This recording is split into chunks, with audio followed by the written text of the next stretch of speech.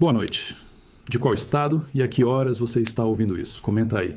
Seja bem-vindo ao Portal da Insônia. O ano é 1347. Você acorda no meio de um inverno medieval, não por causa da luz, mas pela falta dela. O frio é uma presença física, uma camada invisível que se infiltra pelas frestas da cabana de barro e madeira grudando nos seus ossos. Você sente o chão úmido e gelado sob os pés descalços, um contato brusco que te puxa de um sono pesado e sem sonhos.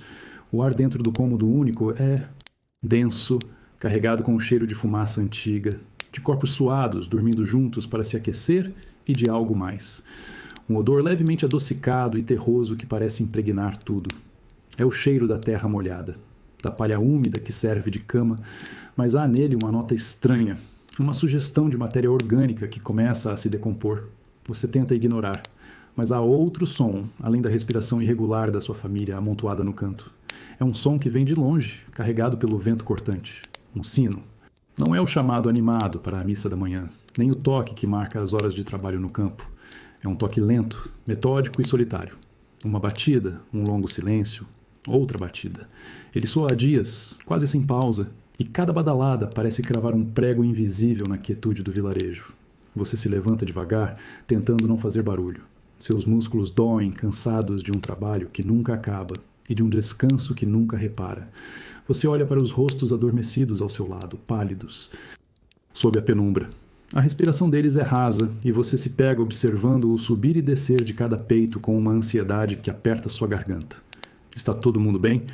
O ar que eles respiram é o mesmo que você sente, esse ar pesado e doentio? Com cuidado, você se aproxima da porta de madeira mal ajustada e a empurra apenas o suficiente para espiar lá fora. O céu é de um cinza uniforme e uma névoa baixa se arrasta pelo chão, envolvendo as outras cabanas em um abraço fantasmagórico. O som do sino é mais nítido aqui fora, mais próximo. Do outro lado do caminho de lama, você vê a silhueta de um vizinho, parado à porta de sua própria casa, olhando na direção da igreja, exatamente como você. Nenhuma palavra é trocada. Apenas um reconhecimento mudo, um entendimento compartilhado de que aquele som não é mais um chamado à fé, mas um anúncio.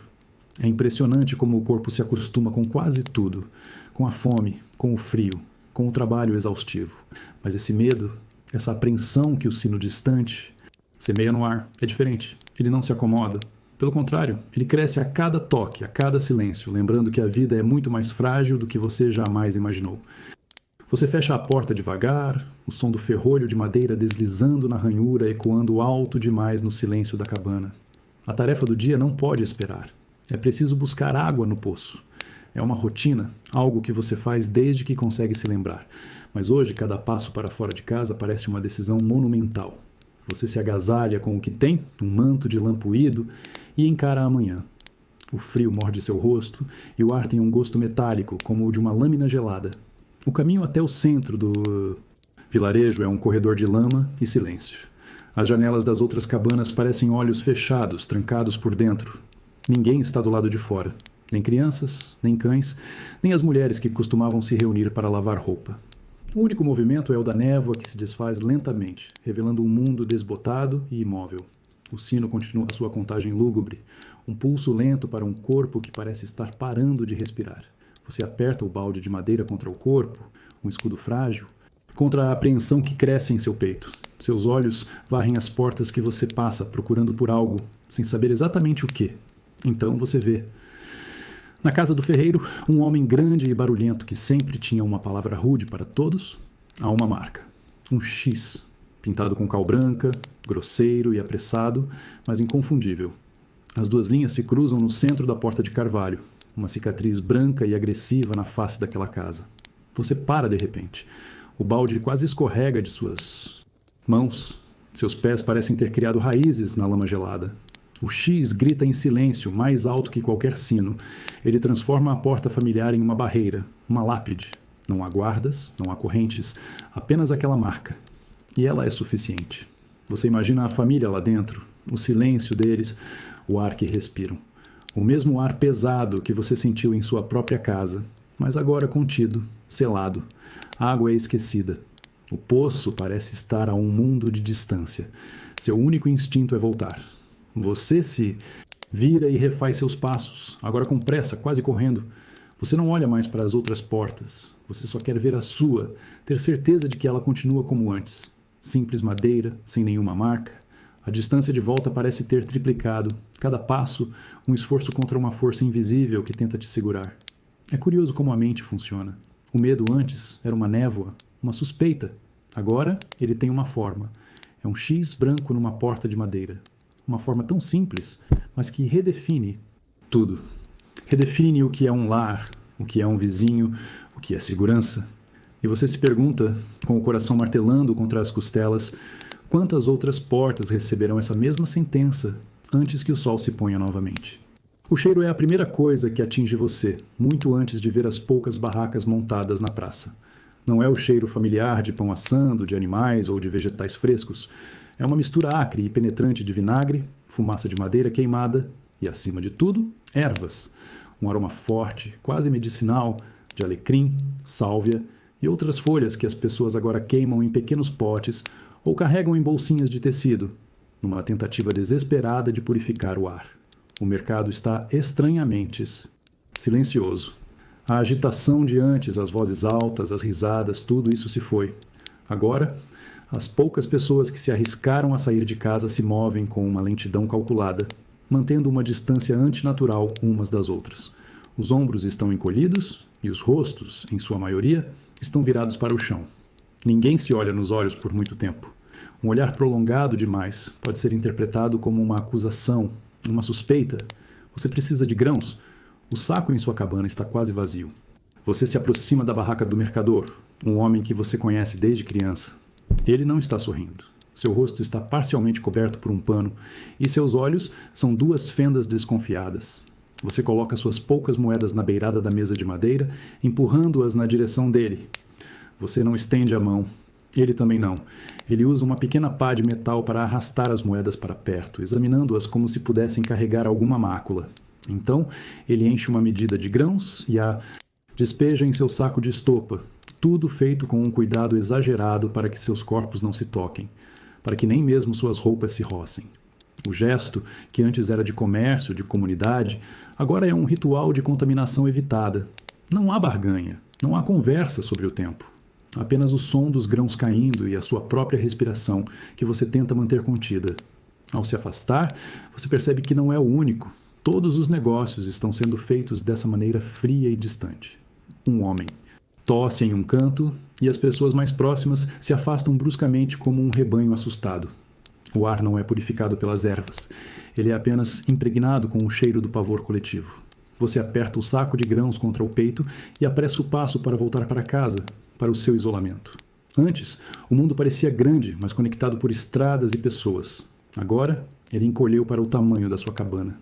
E cada pessoa lá fora, cada rosto desconhecido ou familiar, se tornou uma ilha cercada por um mar de desconfiança.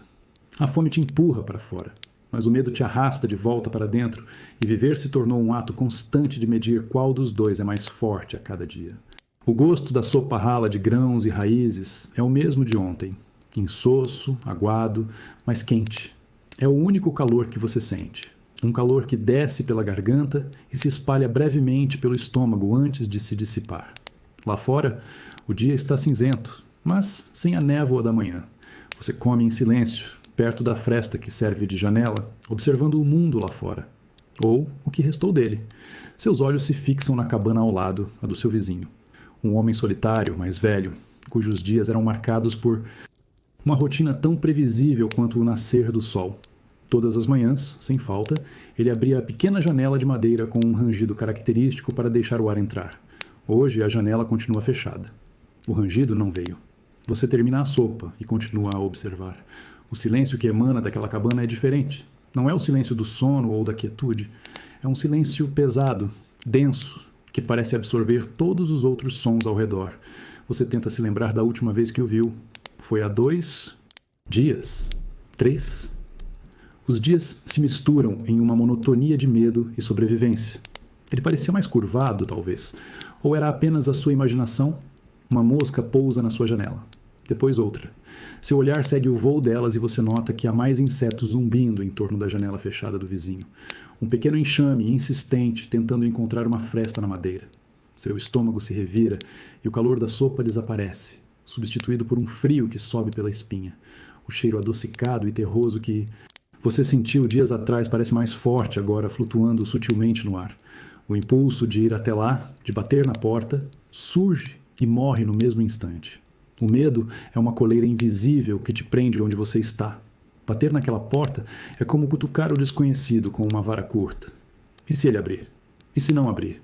Ambas as possibilidades são aterrorizantes. Você se afasta da janela, recuando para a sombra da sua própria casa, como se a escuridão pudesse te proteger do que você sabe, mas se recusa a admitir. A casa ao lado, antes uma presença familiar, agora é um ponto cego, um lembrete constante de que o mal não precisa de um X pintado para se anunciar. Às vezes, não é a visão de algo terrível que nos paralisa, é a ausência. A ausência de um som, de um movimento, de uma rotina, é o espaço vazio deixado por algo que deveria estar lá. E nesse vazio, a mente preenche as lacunas com os piores medos possíveis, transformando um vizinho em um presságio e sua casa em uma tumba silenciosa. A palha sob seu corpo é áspera e pica sua pele, mas não é isso que te impede de dormir. É um movimento inquieto ao seu lado. Seu filho mais novo, que normalmente dorme como uma pedra, se vira e revira na cama de feno, emitindo pequenos murmúrios de desconforto. Você estende a mão na escuridão para acalmá-lo, um gesto instintivo para colocar a mão em sua testa, algo que você fez centenas de vezes. Mas desta vez, o contato é um choque. A pele dele queima, um calor anormal, intenso, irradia do doce pequeno corpo. É um calor que não pertence à noite fria, nem ao corpo de uma criança saudável. Você afasta a mão rapidamente, como se tivesse tocado em brasas vivas. O pânico sobe pela sua garganta, um nó apertado e gelado que te sufoca. Você se senta, o coração batendo, descompassado contra suas costelas. Na penumbra, iluminada apenas pelas cinzas fracas da lareira, você consegue ver o rosto do menino. As bochechas estão anormalmente vermelhas, os lábios secos e entreabertos, e um suor frio brilha em sua testa. Ele treme. Apesar do fogo que emana dele, seu corpo inteiro é sacudido por tremores violentos, os dentes batendo em um ritmo assustador e constante. Ele abre os olhos e olha na sua direção, mas o olhar dele não te vê de verdade. Está vidrado, perdido em algum lugar febril onde você não pode alcançá-lo. O medo que você sentiu no mercado, na frente da porta marcada com um X, era uma ameaça externa. Este medo é diferente. Ele está aqui, dentro da sua casa, respirando o mesmo ar que você, deitado na mesma palha. Do outro lado, sua companheira também se moveu. Ela não precisa dizer nada. Apenas o som de seu corpo se erguendo no escuro é o suficiente. Os olhos de vocês se encontram por cima das outras crianças adormecidas, e nesse olhar silencioso toda a terrível verdade é dita. O inimigo não estava apenas nas ruas ou nas casas vizinhas. Ele encontrou uma fresta em sua porta. Ele entrou. E agora está deitado entre vocês, consumindo seu filho de dentro para fora. Você pega um pano, o molha com a pouca água que resta no balde e o pressiona delicadamente na testa ardente. O gesto parece pequeno, inútil, quase uma zombaria. O corpo humano é ao mesmo tempo uma fortaleza e uma traição. Por anos, ele trabalha, corre, suporta o frio e a fome. E então, em uma única noite sem aviso, ele se vira contra si mesmo.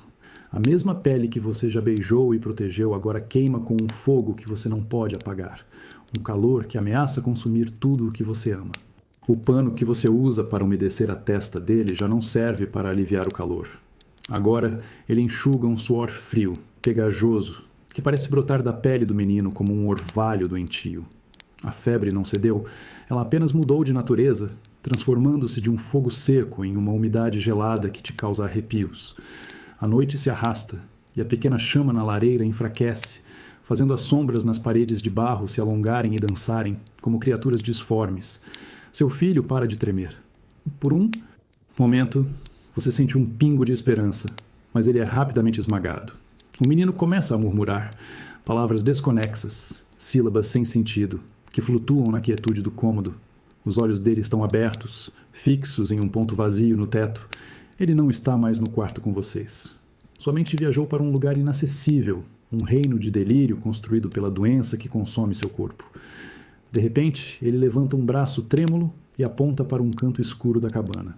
Um som gutural escapa de sua garganta, um misto de medo e reconhecimento. Você segue o olhar dele, mas não há nada lá. Apenas a junção das paredes e o jogo de luz e sombra. Mesmo assim, seu próprio coração dispara. A certeza aterrorizada no rosto do seu filho é contagiante. Por um instante, você quase vê o que ele vê. Uma presença na escuridão, uma forma agachada esperando. É a febre falando, você diz a si mesmo, mas a semente da dúvida foi plantada. Você e sua companheira trocam outro olhar desesperado sobre os corpos, adormecidos dos outros filhos. Um acordo silencioso é feito. Ela se move com uma lentidão excruciante para ficar entre o menino doente e os irmãos. Um escudo humano frágil contra um inimigo invisível.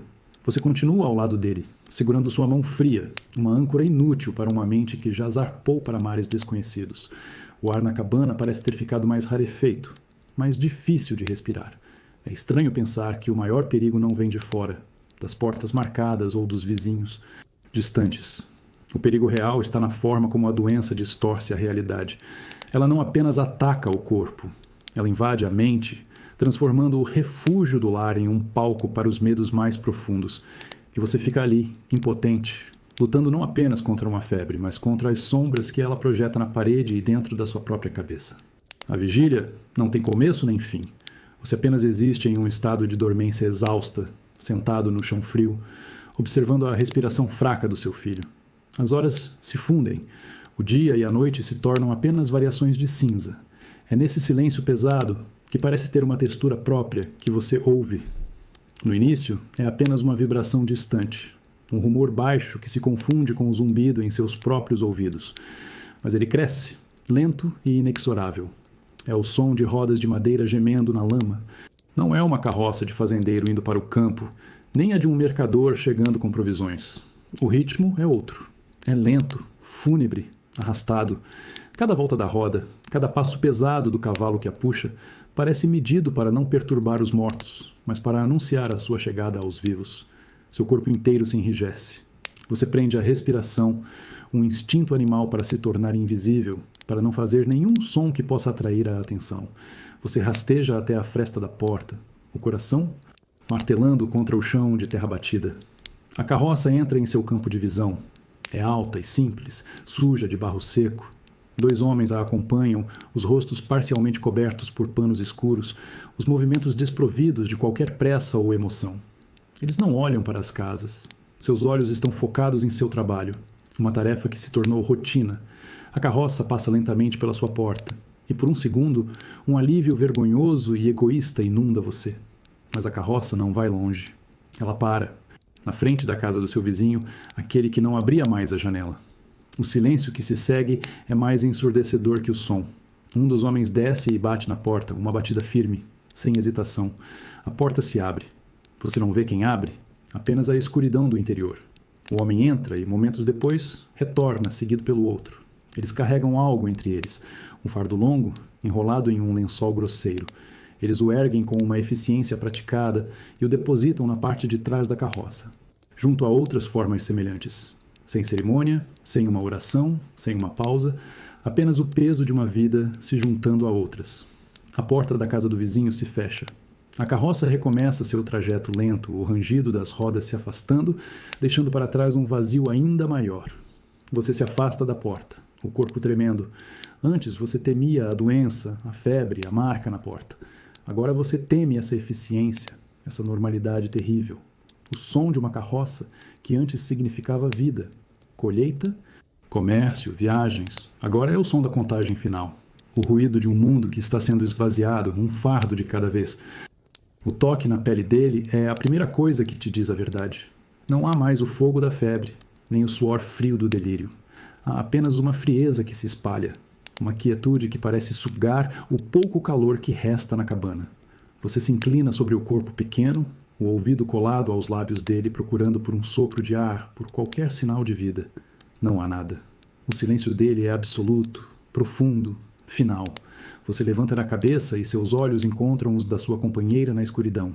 O rosto dela, iluminado fracamente pelas brasas, é um mapa de devastação silenciosa. Não há lágrimas, não ainda. O choque é uma onda gelada que congela tudo, inclusive a dor. Os outros filhos continuam a dormir, suas respirações tranquilas e inconscientes soando como uma afronta à quietude ao seu lado. Vocês precisam fazer o que deve ser feito, antes que eles acordem. Com movimentos lentos, quase rituais, você busca o melhor pedaço de pano que tem, um linho guardado que cheira a tempo e esperança. Perdida. Vocês dois, juntos, envolvem a pequena forma. Cada dobra do tecido é um adeus. O peso dele em seus braços é o mesmo de ontem, mas ao mesmo tempo é insuportavelmente diferente. É o peso de tudo o que ele foi e de tudo o que ele nunca será, concentrado naquele pequeno fardo. É o peso do fim. Com um cuidado infinito, você deposita o corpo coberto no chão, perto da porta. A mesma porta que você trancou para manter o perigo do lado de fora. Agora, ela é apenas uma estação de espera. Você não precisa colocar um sinal, não precisa chamar ninguém. O som da carroça, mais cedo ou mais tarde, vai encontrar o caminho até vocês. O mundo lá fora tem uma rotina para isso. Uma rotina fria e eficiente. É estranho como o amor e a paternidade se reduzem a isso. Há um último ato de dignidade, um último gesto de cuidado físico. Proteger, nutrir, aquecer e depois cobrir e esperar. O adeus não é dito com palavras, mas com o peso de um corpo em seus braços e o som suave do tecido sendo colocado no chão, à espera de uma coleta que transformará sua dor pessoal em apenas mais um número na contagem da carroça. O gosto na sua língua é de cinzas e nada mais. Você leva a colher de madeira à boca, um movimento automático que seu corpo executa sem a permissão da sua mente. A sopa rala, feita dos mesmos grãos de ontem, não tem sabor.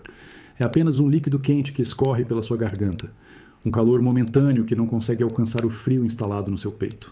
Ao lado, o pedaço de pão escuro e duro parece um torrão de terra. Você o mastiga lentamente, sentindo a textura áspera, mas sem registrar. Nenhum gosto. A família está reunida para a primeira refeição do dia, ou o que restou dela. O espaço vazio na roda no chão é um buraco negro que suga todo o som, todo o calor, toda a luz. Seus outros filhos comem em um silêncio que não é natural para eles. As mãos pequenas pegam o pão com uma hesitação incomum, os olhos baixos, fixos nas tigelas de barro. Eles sentem a ausência. Eles respiram a mesma dor que você, mesmo que não entendam sua profundidade. Você olha para sua companheira. Ela está sentada com as costas retas, o rosto uma máscara de pedra.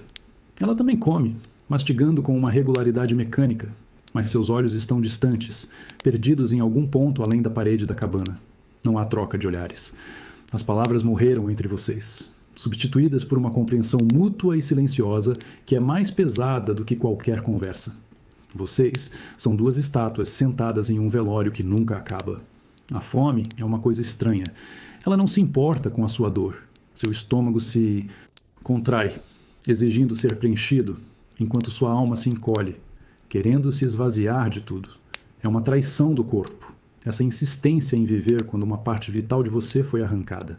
Cada colherada parece um insulto à memória, um ato de seguir em frente quando tudo o que você quer é parar, deitar e deixar o mundo continuar sem você. Mas você come. Pelos outros, pelos que ficaram. De repente, um soluço baixo quebra o silêncio. Sua filha mais velha, com os olhos cheios de lágrimas que ela tentava esconder, para de comer. Ela não chora alto. É um lamento contido, um tremor que sacode seus ombros pequenos. Sua companheira estende o braço e a puxa para perto, um gesto de conforto que parece drenar a pouca força que lhe restava. Sobreviver, você percebe, não é um ato heróico. É uma série de movimentos mecânicos, respirar, mastigar, engolir. É forçar o corpo a continuar quando a vontade já se foi. O pão não tem gosto, a sopa não conforta. Mas eles te mantêm de pé para enfrentar outro. Dia cinzento. E por enquanto isso tem que bastar. A pontada no seu estômago é aguda. Uma garra que se fecha por dentro, lembrando que a sopa rala e o pão duro não foram suficientes. A refeição terminou, mas a fome não.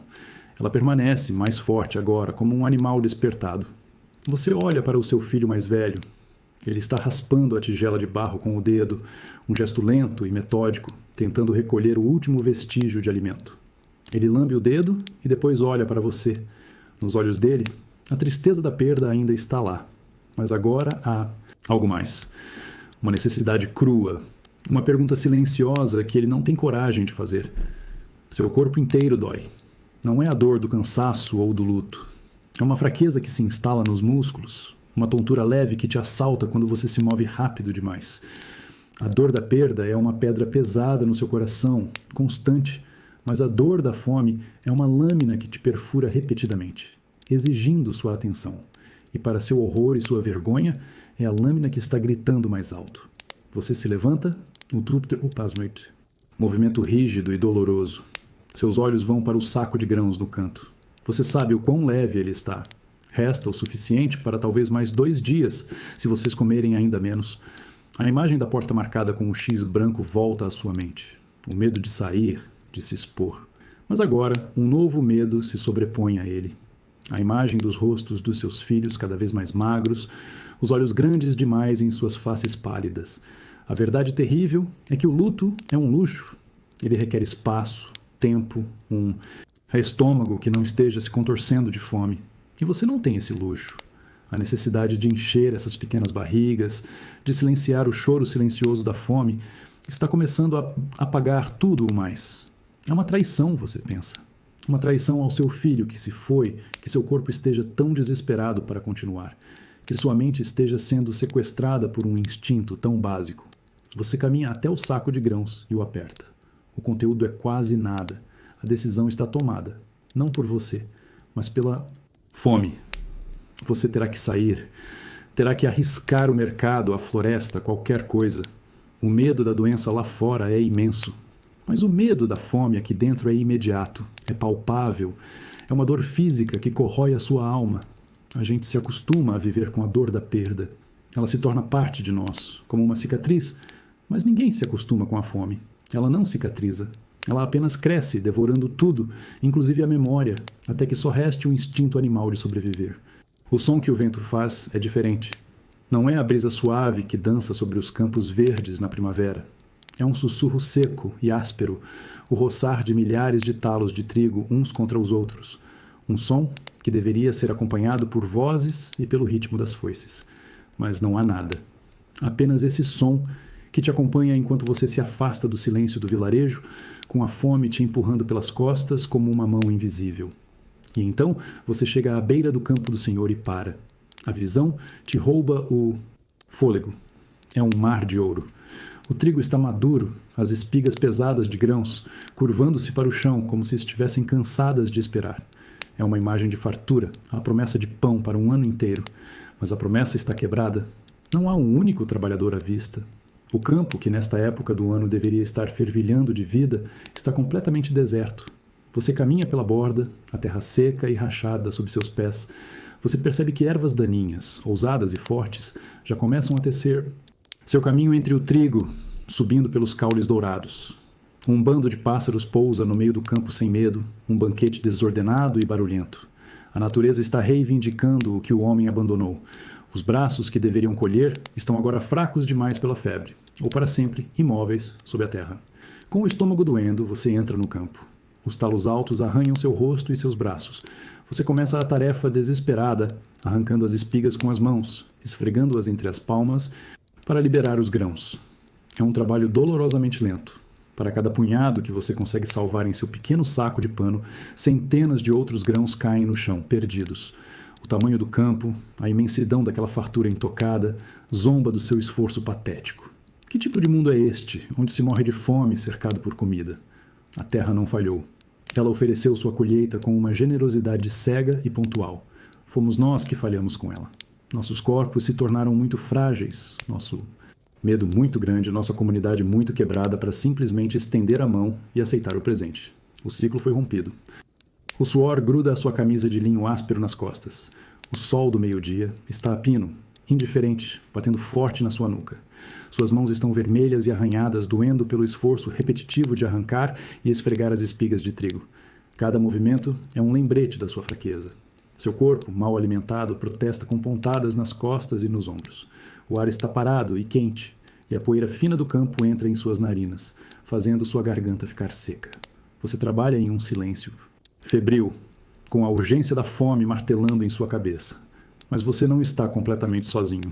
A uma boa distância, perto da outra extremidade do campo, você vê outra figura. Uma mulher, talvez. É difícil dizer. Ela se move como você, curvada, trabalhando com uma pressa desesperada, também tentando salvar o que pode. Vocês dois sabem da presença um do outro, mas fingem não saber. Aproximar-se é um risco. Compartilhar seria impossível. Vocês são dois náufragos em ilhas separadas, no mesmo oceano de trigo. O saco de pano ao seu lado começa a pesar um pouco. Não é muito. Talvez o suficiente para 1 ou 2 dias de pão. A vastidão do que será perdido em comparação com o pouco que você salva é esmagadora. É como tentar esvaziar o mar com uma concha. Cada grão que você coleta parece uma vitória, mas cada espiga que permanece intocada é um monumento ao fracasso coletivo. De repente, um barulho faz você congelar. Não é o vento nem os pássaros, é o som de galhos quebrando na floresta. Que margeia o campo. Você se agacha instintivamente, o coração disparado. Ladrões? Outros famintos? Ou algo pior? A figura do outro lado do campo também para, imóvel. O mundo parece prender a respiração. Não há nada, apenas o silêncio que se segue, mais tenso do que o barulho que o quebrou. O trabalho já não era apenas uma luta contra a fome. Agora é também uma luta contra o medo de outros homens. O campo abandonado não é terra de ninguém. É uma terra de todos, o que significa que é um território perigoso, onde a necessidade pode transformar um vizinho em um adversário. Você continua seu trabalho, mas agora seus sentidos estão em alerta máximo, cada som, cada movimento na periferia da sua visão, uma ameaça em potencial. O sol parece zombar de você, dourando um mundo que apodrece por dentro. O trabalho pesado, que antes era uma forma de construir o futuro, agora é apenas uma maneira desesperada de sobreviver ao presente, um dia de cada vez. E a solidão, mesmo na presença de outros, nunca foi tão absoluta. O som da pedra de moer é a única coisa que preenche a cabana. Um ruído seco e arrastado, enquanto você gira a manivela com um esforço que vem mais do desespero do que da força. Grão por grão, o punhado de trigo que você arriscou a vida para coletar se transforma em uma farinha grosseira e amarelada. É o som da sobrevivência, mas hoje ele soa como o ranger dos dentes da própria fome. A porta está trancada por dentro com a barra de madeira pesada. O mundo lá fora foi selado, mas você descobre que o silêncio que você queria evitar te seguiu para dentro. Sua família está aqui, mas o espaço entre vocês parece ter se tornado um abismo. Seus filhos, que antes enchiam o cômodo com suas brincadeiras e barulhos, agora estão sentados em um canto, encolhidos, quietos. Eles não brigam, não riem, apenas observam, os olhos grandes e sérios acompanhando cada movimento seu. Você para de moer por um instante, e o silêncio que se instala é terrível, um silêncio vigilante.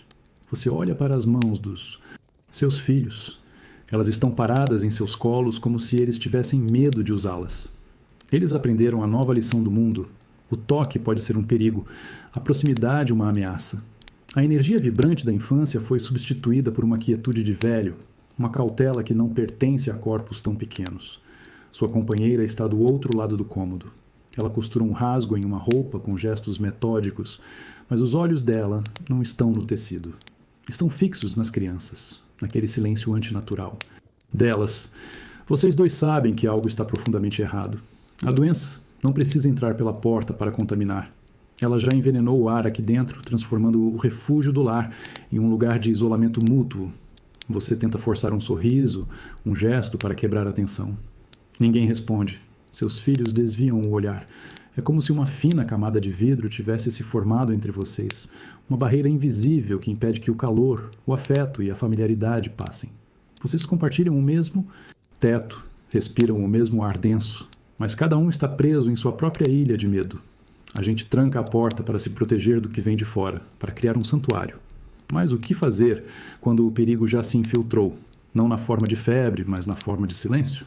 O que fazer quando a sua própria casa se torna uma prisão e os seus companheiros de cela são as pessoas que você mais ama, agora transformadas em estranhos cautelosos?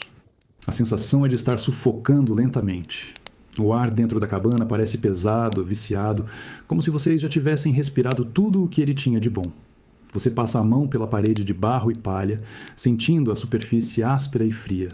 Antes, essas paredes eram sinônimo de proteção, de lar. Agora, elas parecem estar se fechando, encolhendo o espaço a cada dia que passa. Elas não mais protegem do mundo lá fora. Elas te aprisionam com os fantasmas que você carrega aqui dentro. Você vai até a fresta que serve de janela e espia. O vilarejo está como sempre, silencioso Imóvel, um vizinho sai de sua casa, olha para os lados como um animal assustado e corre em direção à floresta, desaparecendo entre as árvores. Ele não estava indo trabalhar. Estava fugindo. Fugindo para onde? Você sente uma pontada de inveja, seguida imediatamente por uma onda de medo. Fugir significa abandonar o pouco que você tem, o único lugar que você conhece. Mas ficar significa continuar a respirar este ar. Estagnado. Seus olhos percorrem o interior da cabana. Cada objeto parece familiar e, ao mesmo tempo, estranho. A mesa tosca de madeira onde vocês não comem mais juntos. A cama de palha com o espaço vazio que grita em silêncio. As ferramentas de trabalho encostadas no canto, cobertas por uma fina camada de poeira e desuso. Tudo é um lembrete do que foi perdido. Não apenas vidas, mas rotinas, gestos, a própria textura do dia a dia. A porta trancada se tornou um símbolo. Ela não impede apenas a entrada da doença. Ela impede a entrada da vida. Impede a visita de um vizinho, a corrida de uma criança para a rua, a simples normalidade de ir e vir. E ao trancar o mundo lá fora, você percebe que também trancou a si mesmo. A segurança que você buscou se transformou em uma sentença. Você está seguro, talvez, mas não está vivo. Está apenas existindo, em suspensão, esperando. É uma escolha impossível. Abrir a porta e enfrentar o caos do mundo ou mantê-la fechada e definhar lentamente neste silêncio sufocante. A cabana, antes um refúgio, agora é um dilema. Suas paredes não são mais de barro e palha, mas de medo e memória. E você não sabe mais se elas estão te protegendo ou te enterrando vivo. O cheiro te alcança antes de qualquer som.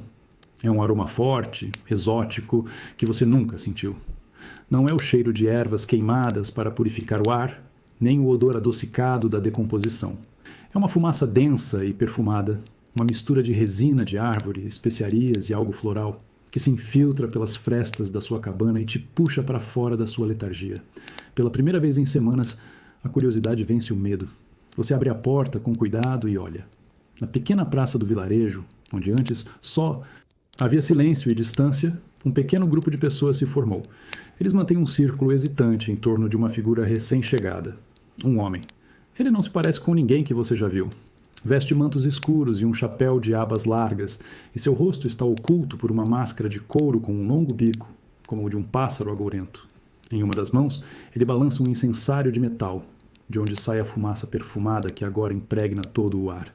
Ele se move com uma calma teatral, seus gestos lentos e deliberados. Ele não fala com a multidão, mas murmura cânticos em uma língua que você não reconhece. A voz abafada pela máscara. As pessoas o observam com uma mistura de terror e fascinação. São os mesmos vizinhos que até ontem se desviavam uns dos outros, que trocavam bens sem se tocar. Agora, eles estão juntos, unidos pela presença magnética daquele estranho. Eles olham para ele como se olhassem para um milagre ou para o próprio anjo da passagem. De uma bolsa de couro, o homem tira pequenos amuletos de madeira, saquinhos de tecido cheios de ervas e frascos com líquidos escuros. Ele não os oferece, ele os exibe. Um a um, os aldeões se aproximam, o desespero estampado em seus rostos. Eles depositam aos pés dele o que tem: uma moeda, um pedaço de pão, um punhado de grãos. Em troca, recebem um dos seus itens, uma promessa silenciosa de proteção, uma bênção murmurada. Você permanece à distância, o coração dividido. Uma parte de você, a parte que ainda dói com a memória do corpo frio do seu filho. Quer correr até lá? Oferecer tudo o que tem por um pingo de esperança, por qualquer coisa que possa proteger os que restaram. Mas a outra parte, a parte que se tornou cínica e dura, vê apenas um espetáculo. Vê um homem vendendo fumaça e palavras ocas para pessoas que já perderam tudo. A esperança é uma sede terrível. Em um deserto, você beberia de uma poça de água suja sem hesitar. E ali, no meio daquele vilarejo desolado, aquele homem não oferecia água limpa. Ele oferecia a promessa de chuva, envolta em uma fumaça que logo se dissiparia no ar, sem deixar nada para trás além de um cheiro estranho e bolsos ainda mais vazios. Você cedeu. O ceticismo se dissolveu diante do olhar suplicante da sua companheira. Agora, você segura na mão um pequeno amuleto de madeira escura, entalhado com símbolos que não significam nada para você.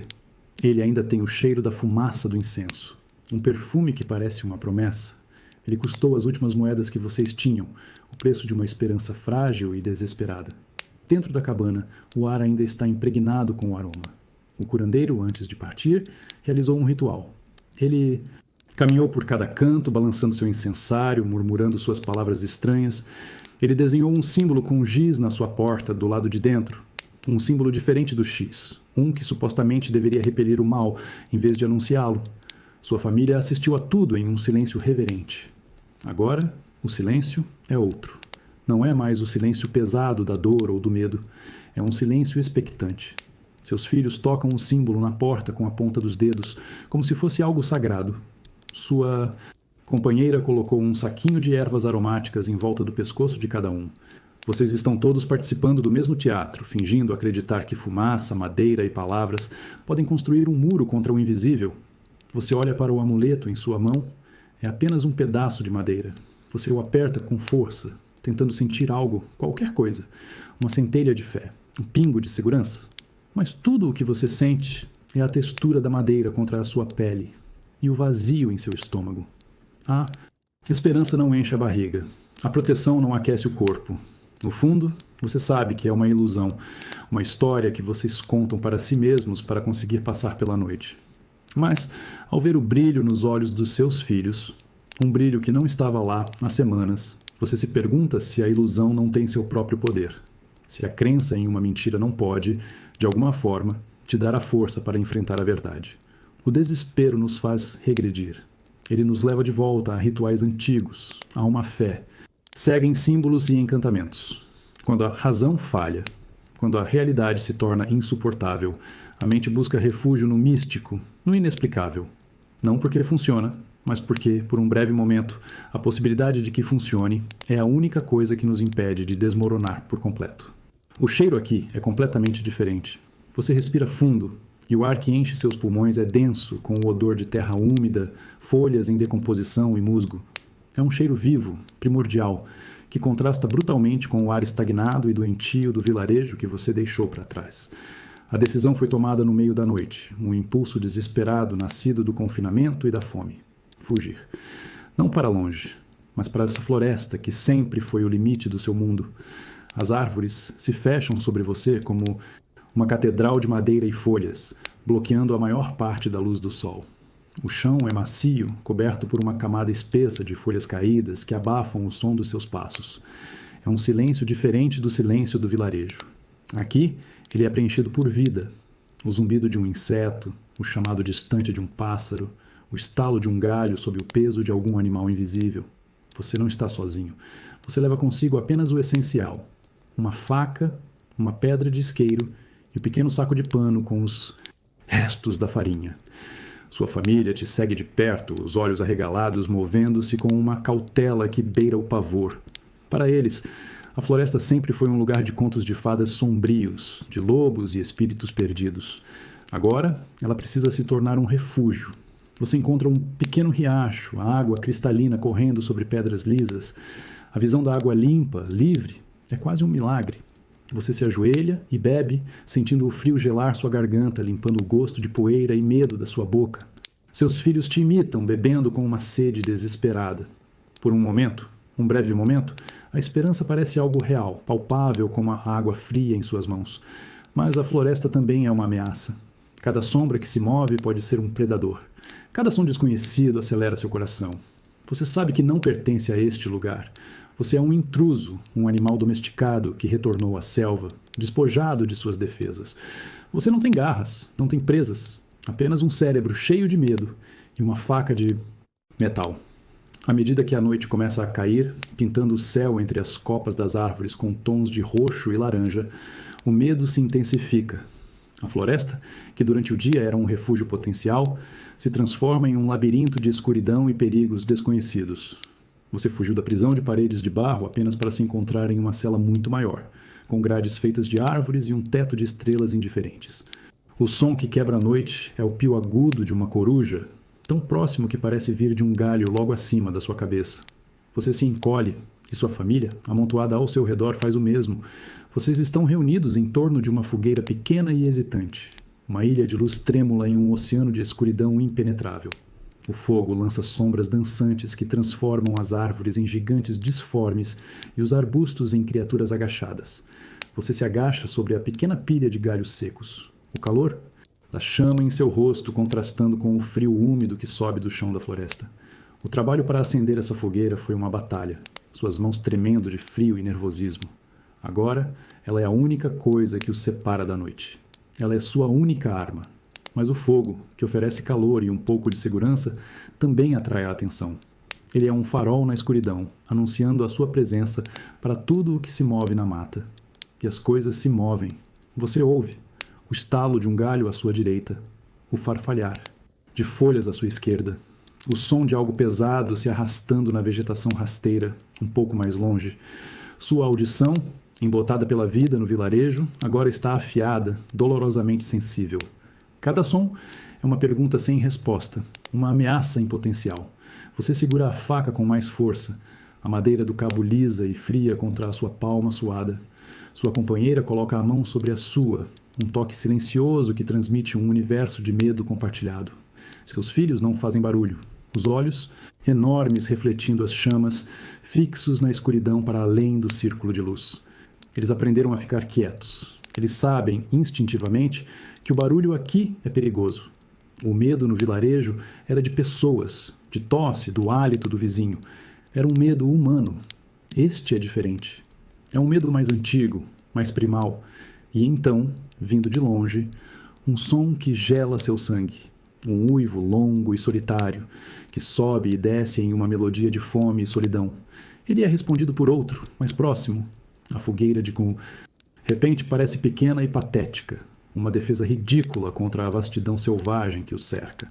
Você puxa seus filhos para mais perto, o corpo deles tremendo contra o seu. No vilarejo, o medo tinha um rosto. Tinha o rosto de um vizinho doente, de uma porta marcada com um X, da febre em seu próprio filho. Aqui, o medo não tem rosto.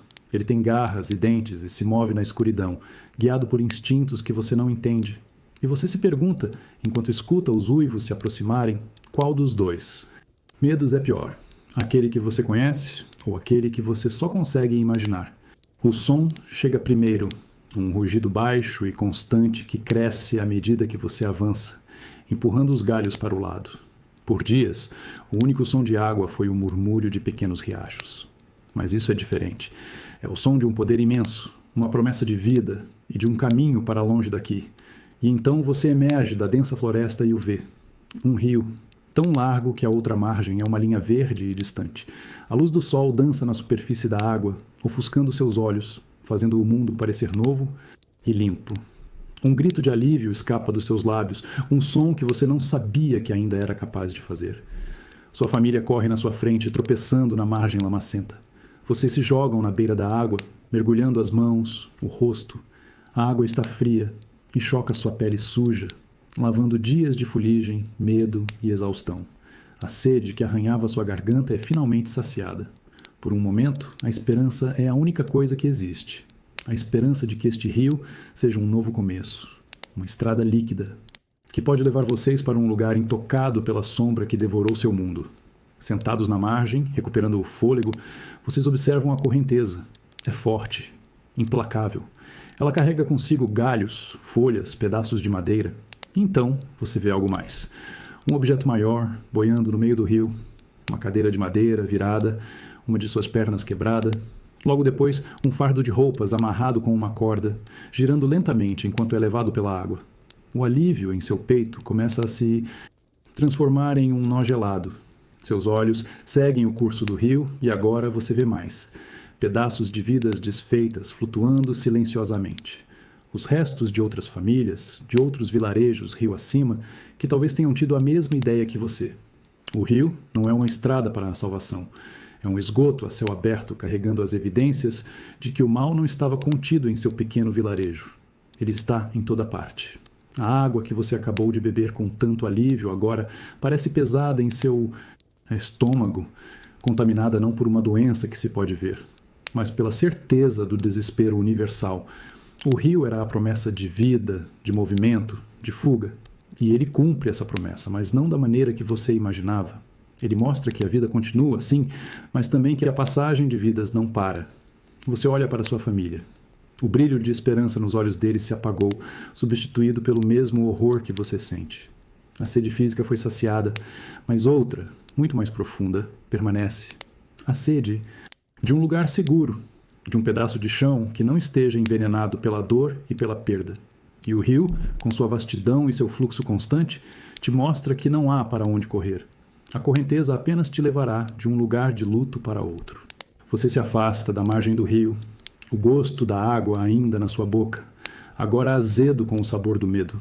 A clareza que você viu de longe era uma mentira. De perto, a água não é cristalina. Ela é turva, cheia de partículas de terra e matéria orgânica em suspensão. Um caldo pálido que carrega os segredos de todos os lugares por onde passou. Cada gole que você tomou agora parece um veneno lento se espalhando em suas veias. Você olha para suas mãos, ainda úmidas. Você sente um impulso irracional de limpá-las na sua roupa já suja, como se pudesse esfregar para longe a contaminação que não se vê. Sua filha se aproxima da água novamente, a sede infantil mais forte que a memória recente. Antes que ela possa se abaixar, sua mão dispara e segura o braço dela. O gesto é mais brusco do que você pretendia. Ela te olha, assustada, não pela sua força, mas pela expressão em seu rosto que ela não reconhece. Seus olhos encontram os da sua companheira. Ela entende imediatamente. Com uma calma forçada, ela reúne as crianças e as afasta da beira do rio, guiando-as para a sombra de uma grande árvore, como se a distância física pudesse protegê-las da verdade que a água carrega. O rio, que há minutos era uma visão de esperança, agora é apenas uma fronteira perigosa, uma linha que vocês não devem mais cruzar. A desconfiança se tornou seu estado natural. Ela envenenou tudo. Antes era o ar dentro da cabana, o toque de um vizinho, a comida no mercado. Agora é a própria natureza. É a água que corre. A fruta que talvez esteja caída no chão, o animal que cruza seu caminho.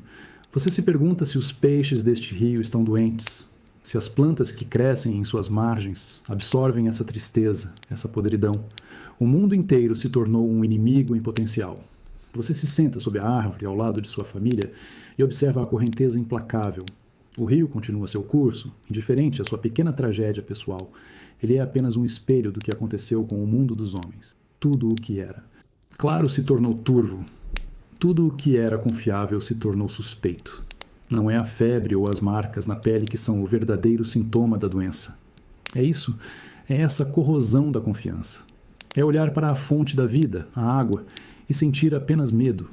É perceber que, mesmo que você sobreviva fisicamente, sua alma já foi contaminada por uma desconfiança que talvez nunca mais te abandone. O gosto de poeira e incenso velho impregna o ar. É um cheiro de santidade abandonada. Você empurra a pesada porta de carvalho da igreja e ela se abre com um gemido longo, como se protestasse por ter seu sono perturbado.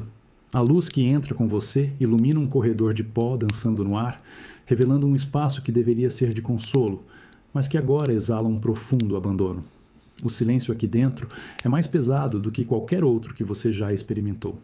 É um silêncio que engoliu as orações, os cânticos, os sermões. Os bancos de madeira estão vazios, cobertos por uma fina camada de poeira. As velas nos candelabros estão apagadas, os pavios escuros como pequenos dedos acusadores. O lugar que era o coração da comunidade agora é apenas um esqueleto de pedra e madeira. Você caminha lentamente pelo corredor central, seus passos ecoando de forma profana na nave silenciosa. Você não veio aqui por fé. A fé morreu junto com a esperança, em algum lugar entre a febre do seu filho e a visão do campo de trigo abandonado. Você veio por um impulso, uma necessidade de ver com seus próprios olhos o que aconteceu com a última fortaleza do seu mundo. Seus olhos se fixam no altar. O pano branco que o cobria está manchado, talvez por umidade ou por um vinho derramado há muito tempo. A grande cruz de madeira pende na parede e a figura entalhada parece te observar com uma tristeza resignada. Você se aproxima e toca a madeira fria do altar. Nenhuma energia, nenhuma sensação de sagrado. Apenas madeira fria e poeira. Onde está o padre? Onde estão os fiéis? Onde está Deus? Você se ajoelha, não por devoção, mas pelo peso da exaustão. Sua cabeça se inclina para a frente e você fecha os olhos. Você tenta rezar, formar as palavras que aprendeu desde criança, as preces por proteção, por perdão, por salvação, mas as palavras não vêm. Elas se desfazem em sua mente, antes de se tornarem som, ocas e sem sentido. É como tentar acender uma fogueira com madeira molhada. Não há mais faísca. Aterrorizante perceber que a casa de Deus pode ficar tão vazia quanto a sua, que os santos de madeira podem parecer tão impotentes quanto você. A fé é como uma fogueira. Ela precisa de pessoas para alimentá-la, para se aquecerem juntas. Quando todos se vão, quando cada um se fecha em seu próprio medo, a fogueira se apaga. E o que resta é apenas o frio da pedra e o silêncio de um céu que não responde. Você levanta a cabeça e olha para os vitrais.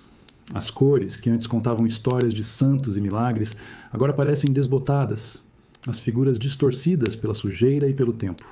Um raio de sol atravessa um pedaço de vidro vermelho, projetando uma mancha no chão de pedra que se parece assustadoramente com sangue. Você desvia o olhar. O consolo que essas imagens deveriam trazer se transformou em uma acusação silenciosa. Uma raiva fria e impotente começa a crescer em seu peito, substituindo o vazio. Uma raiva contra esse silêncio, contra essa ausência. Você se lembra de todas as promessas que ouviu neste mesmo lugar. Promessas de um pastor cuidadoso, de um paraíso para os justos, de um Deus que ouve cada oração. Onde estava esse pastor quando os sinos começaram a tocar sua melodia lúgubre? Onde estava esse paraíso quando seu filho queimava de febre? Onde estava esse Deus quando você sussurrava o nome dele no escuro, implorando por uma misericórdia que nunca chegou? Você se levanta. O som dos seus pés no chão de pedra parece uma afronta, uma quebra deliberada da santidade do lugar. Você não se importa. Você caminha em direção à pia batismal, uma grande bacia de pedra vazia. Você passa os dedos por dentro dela, sentindo apenas a poeira e o frio. Este lugar, onde a vida era celebrada e purificada, agora é apenas uma tumba seca. O que é a fé quando confrontada com uma catástrofe tão vasta? É uma vela tentando iluminar uma tempestade. Por um tempo, você a protege com as mãos. Luta para mantê-la acesa, mas eventualmente o vento se torna forte demais. A chuva muito intensa. A chama treme, vacila e se apaga, deixando você na escuridão com o cheiro de fumaça e a cera fria em seus dedos. Você se vira e caminha em direção à porta. Não há mais nada para você aqui. O curandeiro com sua fumaça e amuletos, a igreja com suas promessas de pedra e vidro, são apenas histórias diferentes para lidar com o mesmo medo. E nenhuma delas parece funcionar. Você empurra a porta e a luz do dia te cega por um instante. Lá fora, o mundo continua. O céu ainda é azul, o vento ainda sopra. A indiferença da natureza é quase mais cruel do que o silêncio de Deus. Ela não oferece respostas, não oferece consolo. Apenas é. E você, de pé no limiar da fé arruinada, percebe que talvez a única coisa que resta seja isso. Apenas ser. Sobreviver, sem esperar por milagres, sem contar com promessas. Apenas um passo de cada vez em um mundo que perdeu o sentido. O toque do sol em sua pele é uma presença física depois de tanto tempo na sombra da floresta e da igreja. Você caminha por uma estrada de terra que um dia foi movimentada, mas que agora está coberta por ervas daninhas e silêncio. Seus pés doem, e a fome é uma companheira constante. Você não sabe para onde está indo, apenas sabe que não pode voltar. Cada passo é um ato de teimosia contra o desespero, e então você o vê. Uma figura solitária sentada à beira da estrada de costas para você. Seu primeiro instinto é se esconder, puxar sua família para a proteção da mata. Outra pessoa é uma ameaça, uma competição pelos poucos recursos, um portador potencial do mal que devastou o mundo. Sua mão vai para a faca em seu cinto, um gesto que se tornou tão natural quanto respirar. Mas algo te detém. A figura não parece ameaçadora. Há um desamparo em sua postura, os ombros caídos, a cabeça baixa. Lentamente, com o coração batendo forte, você decide se aproximar. Você se move em um arco largo, mantendo uma distância segura, até que possa ver o rosto dele. É um homem, não muito mais velho que você.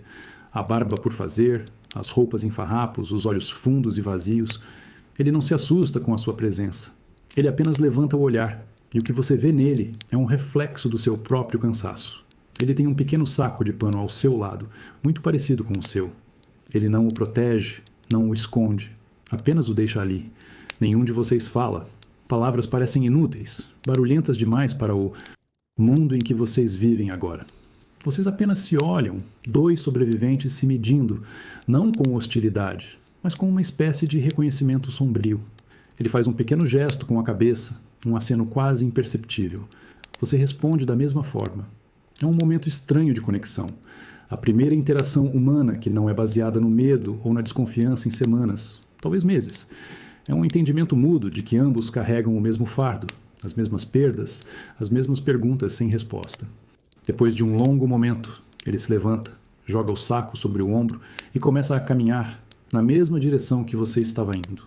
Você espera um pouco e depois o segue, mantendo uma distância respeitosa. Vocês não são companheiros de viagem, não são amigos. São apenas duas solidões caminhando na mesma estrada, separados pela desconfiança, mas unidos pela paisagem desolada e pela consciência de que são os últimos fragmentos de um mundo que se quebrou. O crepúsculo tinge o céu de tons alaranjados e você decide parar. Não há abrigo, apenas a beira da estrada. O outro viajante para também, a uma distância segura, como se um acordo mudo tivesse sido firmado entre vocês. Ele se senta e abre seu pequeno saco. Você faz o mesmo. O pão que você tem é o último, feito com a farinha que você colheu naquele campo abandonado. É duro, seco e sem gosto, mas é comida. Vocês comem em silêncio. Você divide seu pão com sua família. O homem solitário mastiga seu naco devagar, os olhos fixos no horizonte. Há algo naquele ritual compartilhado, naquela refeição miserável sob um céu imenso, que começa a derreter o gelo da desconfiança. Ele é como você. Ele tem fome, ele tem medo, ele perdeu tudo. Então, quebrando semanas de quase silêncio, ele fala. A voz dele é rouca pelo desuso, baixa, quase um sussurro. Ele não te pergunta nada. Ele apenas começa a contar. Ele aponta para o sul, na direção de onde veio. Fala de uma cidade, de ruas cheias de silêncio e portas marcadas. De um rio onde os corpos flutuavam. De uma esposa e 2 filhos que ele enterrou com as próprias mãos no quintal de casa. Você não diz nada. Você apenas escuta. Cada palavra dele é uma pedra que se junta ao peso que você já carrega em seu próprio coração. Quando ele termina, um silêncio pesado cai entre vocês. E então, sem pensar, você começa a falar também. Você fala do seu vilarejo, da primeira porta com o X, do seu filho, da febre, da carroça. As palavras saem de você como um veneno que precisa ser expelido, uma torrente de dor que você manteve represada por tempo demais. Não há consolo nas histórias um do outro. Não há palavras de conforto. Há apenas o testemunho, a confirmação de que sua dor não é única, de que seu sofrimento não é uma punição isolada. Vocês são 2 espelhos, refletindo a mesma imagem de um mundo em ruínas. A partilha da comida alimentou o corpo por um instante. A partilha da dor, de alguma forma estranha, alimenta a alma. Ao final, ele tira algo do saco. Um pequeno pedaço de pão que ele havia guardado. Ele o empurra pelo chão na sua direção. Um gesto para seus filhos. Um ato de generosidade que parece imenso, quase impossível neste mundo. Você acena com a cabeça, um agradecimento que as palavras não conseguem expressar. Naquela noite, vocês dormem um pouco mais perto um do outro. A estrada ainda é longa e perigosa, mas pela primeira vez ela parece um pouco menos solitária. O cheiro de feno velho e poeira te envolve como um cobertor áspero. Vocês encontraram um celeiro à beira da estrada, a porta de madeira quebrada, um convite silencioso para entrar. É o primeiro teto sobre suas cabeças em dias. Não é muito, mas é melhor do que o céu aberto e o frio cortante da noite que se aproxima. O ar aqui dentro é gelado, mas imóvel, protegido do vento que uiva lá fora. Vocês se instalam em um canto, sobre um monte de palha seca. Ela pica sua pele e o cheiro de mofo é forte, mas o cansaço é tanto que o corpo aceita qualquer arremedo de conforto. O outro viajante, que agora tem um nome sussurrado, se acomoda no canto oposto. A distância entre vocês diminuiu, mas ainda existe, uma fronteira invisível de cautela. A escuridão que preenche o celeiro é quase total, quebrada apenas por frestas nas paredes de madeira por onde a luz pálida da lua se infiltra, desenhando listras fantasmagóricas no chão de terra. Você se deita, o corpo doendo de uma forma profunda, uma dor que parece ter se instalado em seus ossos. Seus filhos se aninham contra você e sua companheira, buscando calor e segurança. A respiração deles, agora calma e regular no sono, é o único som que te tranquiliza. Mas o sono não vem para você. De olhos abertos, você encara a escuridão acima, o madeirame do teto como as costelas de um animal gigante. O silêncio do celeiro é preenchido por pequenos ruídos. O farfalhar de ratos na palha. O rangido da madeira se contraindo no frio. Cada som é amplificado pela escuridão, alimentando a ansiedade que nunca te abandona. E então, você percebe que não está sozinho na vigília. Do outro canto, você ouve um movimento suave. O outro homem também está acordado. Você o vê se sentar, a silhueta escura contra uma fresta de luar. Ele não faz nada, apenas fica ali, sentado, olhando para o vazio, perdido em seus próprios pensamentos, em suas próprias perdas. É estranho como a dor pode ser uma companhia. Saber que outra alma está ali, no mesmo breu, lutando contra os mesmos demônios da memória e do medo, não alivia o seu fardo, mas o torna, de alguma forma, compartilhável. Vocês são dois vigias em uma noite sem fim, guardiões silenciosos de um sono frágil e de uma esperança quase extinta. E neste celeiro abandonado, sob um teto que os protege do vento, mas não da escuridão interior, essa companhia silenciosa é a única coisa que se parece com a humanidade. Um som baixo e gutural te tira do seu torpor. Não é o som de um rato, nem do vento. Vem de um dos estábulos vazios no fundo do celeiro. Seu corpo se enrijece. A mão busca a faca. Lentamente você se levanta, tentando não acordar sua família, e se move em direção ao barulho, o coração batendo um ritmo surdo contra suas costelas. Você se esgueira pela escuridão, cada passo calculado, até chegar à beira do estábulo. A luz da lua, entrando por uma janela alta e quebrada, ilumina a cena. Não é um predador, nem outro humano. É uma vaca, magra, os ossos do quadril saltando sob o couro, mas viva. Ela está deitada na palha e, aninhado contra seu flanco, buscando o calor do seu corpo grande, está um bezerro recém-nascido, ainda trêmulo e úmido. A vaca levanta a cabeça e te olha com seus olhos grandes, escuros e líquidos, sem medo, apenas com um cansaço profundo que você reconhece. Você fica ali, paralisado, observando a cena. A vaca lambe a cria com sua língua áspera, um gesto de cuidado, instintivo e imemorial. É a coisa mais simples e, ao mesmo tempo, a mais extraordinária que você viu em meses. Uma nova vida, teimosa e frágil, nascendo no meio de um mundo que parece obcecado em acabar. Um ato de criação em meio a tanta destruição. Com cuidado para não assustá-la, você se senta no chão a uma pequena distância. O cheiro de animal, de leite e de vida nova preenche o ar, sobrepujando o odor de mofo e abandono do celeiro. Você observa a respiração ritmada da vaca, o calor que emana de seu corpo criando uma pequena nuvem de vapor no ar frio. E pela primeira vez em muito tempo, o nó de ansiedade em seu peito começa a se afrouxar, apenas um pouco. Não há pensamento, não há reflexão, há apenas a sensação, o calor animal, a visão daquele cuidado maternal, a simples e inegável evidência de que a vida continua. Ela não se importa com a praga, com os reis, com os deuses silenciosos. Ela simplesmente é. Ela brota na escuridão de um celeiro abandonado, teimosa, resiliente, indiferente ao desespero dos homens. Você permanece ali por um longo tempo, até que o frio te force a voltar para sua família. Mas algo mudou.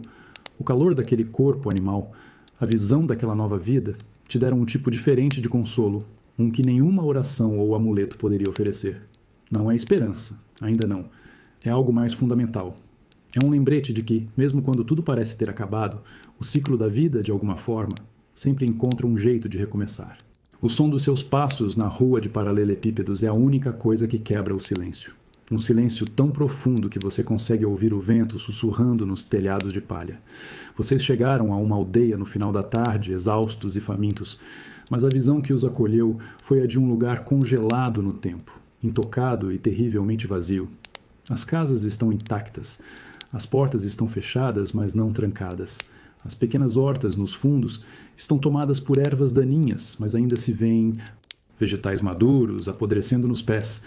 Roupas, desbotadas pelo sol, ainda estão penduradas nos varais, dançando lentamente com a brisa como fantasmas de tecido. É como se todos os moradores tivessem simplesmente desaparecido no meio de um dia comum. Você entra em uma das casas, a porta se abrindo com um rangido. O cheiro de comida estragada e abandono te atinge. Na mesa, pratos de barro com restos de uma refeição endurecida. Uma caneca de madeira, virada. Uma cadeira caída no chão. É uma cena de interrupção súbita, de vida interrompida no meio de um gesto. Você sai rapidamente, um arrepio percorrendo sua espinha. Não há marcas de X nas portas. Não há corpos nas ruas. Não há sinais de luta. Apenas este vazio perfeito e assustador. É mais perturbador do que as aldeias onde a doença era visível. Lá havia uma causa, um inimigo. Aqui há apenas um mistério, um silêncio que conta uma história que você não consegue decifrar. O que aconteceu aqui? Eles fugiram? Mas para onde se deixaram tudo? Para trás? Ou algo os levou? Seu companheiro de viagem, o homem solitário, parece tão perturbado quanto você. Ele inspeciona as casas com uma cautela sombria, o rosto uma máscara de apreensão. Seus filhos se agarram às pernas da sua companheira, os olhos grandes e assustados, sentindo a estranheza do lugar. Nenhum deles pede comida, apesar da fome. O instinto de sobrevivência parece ter sido substituído por um pavor primordial, uma aldeia fantasma, preservada como um inseto no âmbar. É um monumento ao que foi perdido, não através da decadência lenta, mas de um desaparecimento repentino e inexplicável.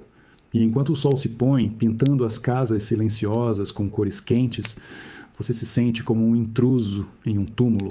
Um túmulo onde os mortos não estão enterrados, mas simplesmente ausentes, deixando para trás apenas o eco de suas vidas interrompidas.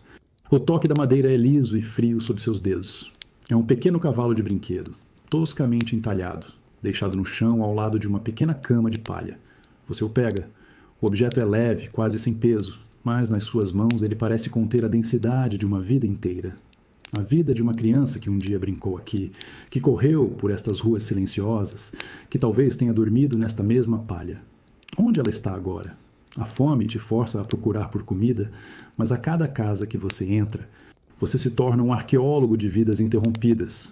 Em uma cozinha, você encontra um tear com um trabalho pela metade, os fios ainda presos, esperando por mãos que nunca voltarão. Em outra, um par de sapatos de criança, gastos pelo uso, alinhados cuidadosamente ao lado da porta. Cada objeto é um fantasma. Cada um conta uma história silenciosa de rotina, de amor, de vida comum, e a normalidade dessas cenas é o que as torna tão aterrorizantes. Você encontra um saco de grãos, quase cheio, em uma despensa. É um tesouro, mais valioso do que ouro, mas ao pegá-lo, você não sente triunfo. Sente-se como um ladrão, um profanador. Você está pegando o pão de uma família que talvez tenha planejado comê-lo amanhã. Este não é o trigo abandonado do campo do Senhor. Este é o alimento de alguém. Sua fome, no entanto, é mais forte que sua culpa. Você joga o saco sobre o ombro, o peso um lembrete físico da sua profanação. Seu companheiro de viagem também encontrou comida. Uma pequena roda de queijo já começando a mofar e algumas raízes. Vocês se reúnem na praça vazia, sob o olhar das janelas escuras, e preparam uma refeição. Mas a comida tem um gosto amargo. O gosto da sobrevivência às custas dos mortos ou dos desaparecidos. Seus filhos comem em silêncio, a alegria de ter o estômago cheio, ofuscada pela atmosfera pesada do lugar. Os objetos não falam, mas eles gritam. O cavalo de madeira, o tear, os sapatos, eles são os verdadeiros sobreviventes desta aldeia. Eles permaneceram, testemunhas, mudas do que quer que tenha acontecido aqui. E eles te lembram que você não é tão diferente. Você também é um objeto que foi deixado para trás, uma relíquia de um tempo que não existe mais, vagando por um museu de perdas. O toque em sua testa é frio, mas a frieza não alivia o fogo que te consome por dentro. Você abre os olhos, mas o mundo está embaçado, as formas e cores se misturando como tinta na água. As paredes da casa abandonada onde vocês se abrigaram parecem ondular, respirar. A febre chegou. Silenciosa e traiçoeira, ela te encontrou na quietude da aldeia fantasma. Você tenta se sentar, mas seus músculos não obedecem. Um tremor incontrolável percorre seu corpo, fazendo seus dentes baterem. O rosto, preocupado da sua companheira, flutua acima de você, uma imagem distorcida por trás de um véu de calor. Você a ouve falar, mas as palavras chegam aos seus ouvidos como um zumbido distante, sem sentido. O mundo real está se desfazendo, se dissolvendo em um sonho febril. E nesse sonho, as memórias vêm à tona. Não em ordem, mas em um turbilhão caótico. Você está de volta à sua antiga cabana, o cheiro de fumaça e palha no ar.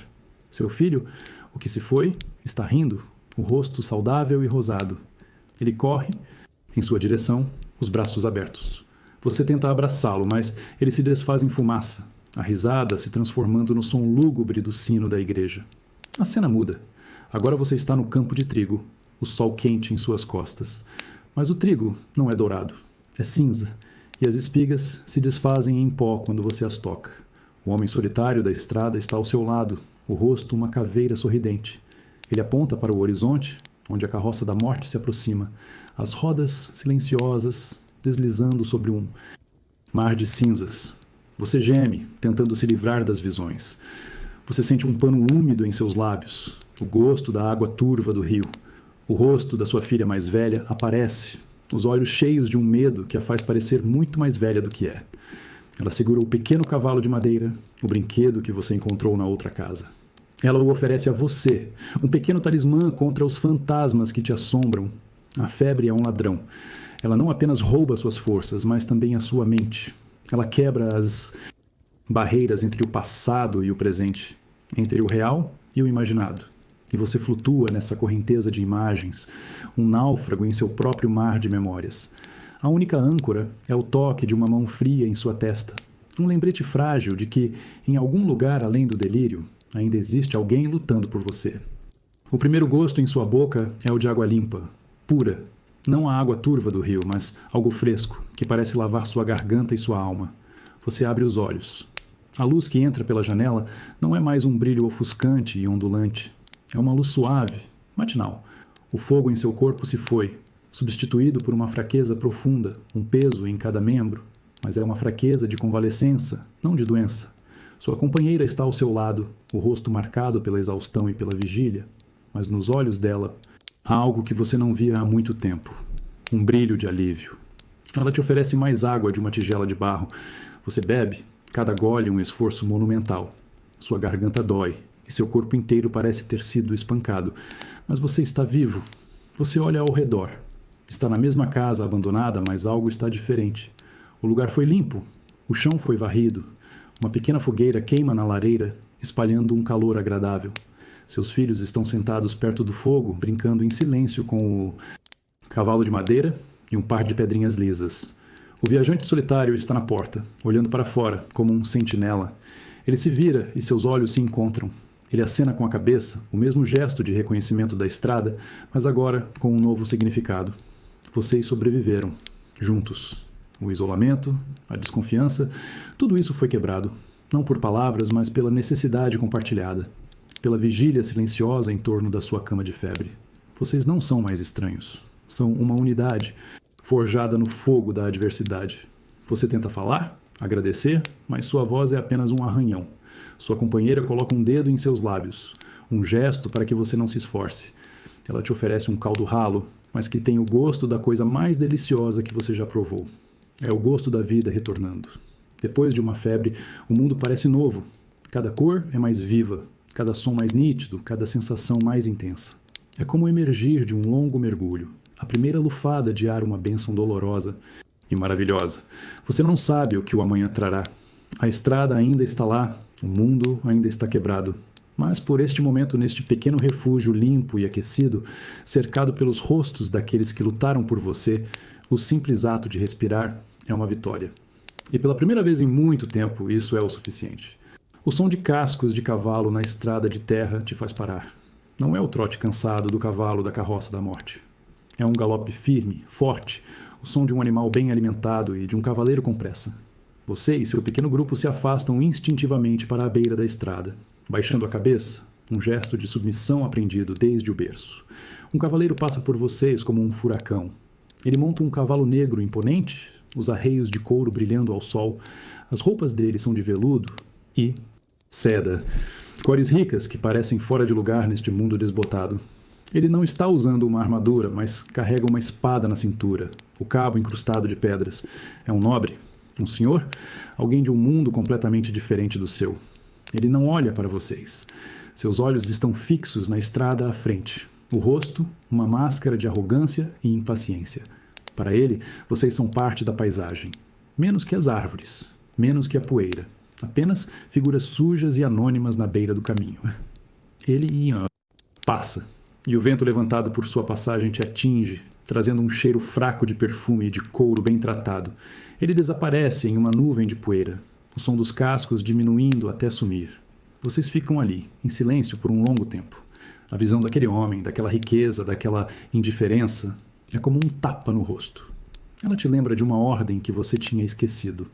A ordem de um mundo, onde alguns nascem para cavalgar e outros para sair do caminho. Você pensou que a praga tinha nivelado tudo, que diante do fim, todos eram iguais. Mas você estava errado. O homem solitário, seu companheiro de jornada, cospe no chão onde o cavalo passou. É um gesto pequeno, mas carregado de um ódio antigo, um ressentimento que a doença não apagou, apenas soterrou sob camadas de medo e luto. Sua companheira apenas aperta mais os filhos contra si, como se para protegê-los não da doença, mas daquela arrogância, daquela injustiça que parece tão imortal quanto a própria fome. A doença pode ter levado o rico e o pobre, mas a estrutura que os separava permaneceu. O nobre em seu cavalo, fugindo para seu castelo fortificado com seus poços de água limpa e seus estoques de comida, não vive no mesmo mundo que você. Ele não teme a fome. Ele não bebe da água turva do rio. Ele passa por seu sofrimento sem vê-lo, porque para ele, seu sofrimento não existe. E essa indiferença, de alguma forma, dói mais do que a própria doença. O gosto de poeira levantada pelo cavalo ainda está na sua boca. Você retoma a caminhada, mas o ritmo é mais lento, mais pesado. A visão do nobre deixou uma marca, uma sensação amarga que se mistura à fome e ao cansaço. A estrada à frente parece mais longa e o sol mais cruel. O mundo, que já era cinza, perdeu mais uma camada de cor. Você continua a andar. Horas depois, quando o sol já começa a descer, você vê algo na estrada. De longe parece um monte de tecidos coloridos. Conforme você se aproxima, as formas se tornam mais claras. É um cavalo, caído de lado, as pernas rígidas. Um cavalo negro, imponente. E ao lado dele, deitado no pó, está o nobre. Ele não se move. As roupas de veludo e seda estão sujas de terra. O rosto, antes arrogante, agora está pálido e contorcido em uma máscara de dor. Uma mancha escura se espalha pelo tecido de sua camisa. Você para a uma distância segura, o coração batendo forte. O homem solitário ao seu lado para também, a expressão de ódio em seu rosto, substituída por um choque atônito. A espada ainda está na cintura do nobre, o cabo brilhando inutilmente. Suas botas de couro fino estão cobertas de poeira. Todo o seu poder, toda a sua riqueza, toda a sua pressa, terminaram aqui, no meio de uma estrada deserta, ao lado de seu cavalo. A doença, que ele pensou poder deixar para trás com a velocidade de sua montaria, o alcançou. Ela não se importa com veludo, com seda ou com títulos. Ela é a única coisa verdadeiramente igualitária neste mundo. Você não sente alegria? Não sente vingança? Sente apenas um vazio imenso, uma vertigem. Se nem ele, com todo o seu poder, pôde escapar, que chance vocês têm? A visão dele, caído e impotente, não é um sinal de justiça. É um lembrete aterrorizante da fragilidade de todos. A distância entre os seus mundos, que parecia tão vasta, se revelou uma ilusão. No final, a mesma terra poenta os reivindica. Depois de um longo silêncio, sem trocar uma palavra, vocês desviam do corpo e continuam o caminho. O sol se põe e a sombra do cavaleiro caído se alonga na estrada, um monumento sombrio à arrogância humana. O mundo não parece mais justo, apenas mais aleatório, mais caótico e infinitamente mais assustador. O cheiro de fumaça e terra queimada ainda paira no ar, mesmo depois de semanas. Vocês chegaram a um campo que foi deliberadamente incendiado, uma tentativa desesperada de purificar a terra, de queimar o mal. O chão é um tapete negro de cinzas e carvão, e os poucos troncos de árvores que restaram são como sentinelas esqueléticas. É uma paisagem de devastação total, o fim do mundo em miniatura. Vocês caminham por este cenário de desolação, os pés levantando pequenas nuvens de cinzas a cada passo. O silêncio é absoluto. Não há pássaros, não há insetos, não há vida. Apenas o som do vento soprando sobre a terra morta. É um lugar que parece ter sido esquecido por Deus e pelos homens. Um lugar onde nada mais poderia crescer. E então, sua filha para. Ela aponta para o chão com seu dedo pequeno e sujo. Você segue o olhar dela, sem esperar ver nada além de mais escuridão. Mas ali, no meio do negrume, rompendo a crosta de cinzas, há um pequeno ponto de cor. Um verde vibrante, quase luminoso, que desafia a paisagem ao redor. É um único broto de erva daninha, teimoso e improvável. Você se agacha para olhar mais de perto. É tão pequeno, tão frágil. Qualquer um poderia pisar nele sem perceber. Mas ele está ali, sozinho, mas vivo.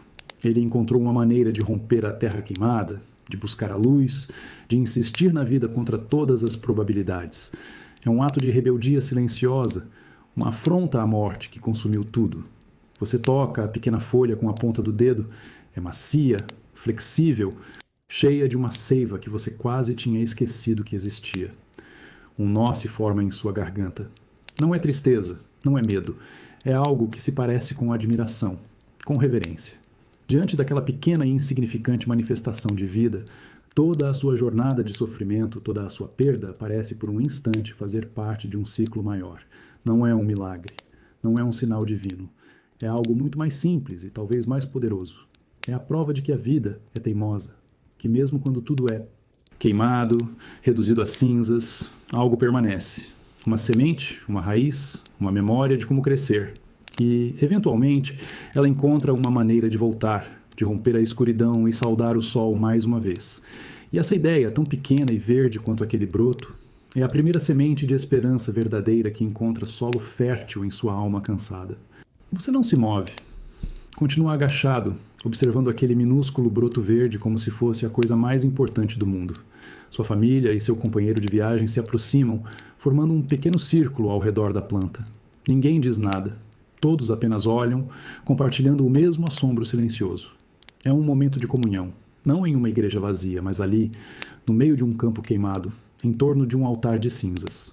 O viajante solitário, o homem que carregava tanto ódio e dor, se agacha ao seu lado. Ele estende a mão, não para tocar, mas apenas para pairar sobre o broto, como se estivesse se aquecendo em sua pequena e improvável chama verde. Nos olhos dele, pela primeira vez, você vê algo além da perda. Vê a mesma admiração que sente. Vocês não ficam ali por muito tempo. A fome e a necessidade de encontrar um abrigo seguro para a noite os impelem a continuar. Mas quando vocês se levantam para partir, algo mudou na forma como caminham. Os ombros parecem um pouco menos curvados, os passos um pouco menos arrastados. A visão daquele pequeno sinal de vida, daquela teimosia da natureza, parece ter lhes dado um pouco de sua própria resiliência. Você olha para sua filha. Ela caminha um pouco à frente e, pela primeira vez em muito tempo, há um pequeno salto em seu passo. Ela não está mais apenas sobrevivendo, se arrastando de um dia para o outro.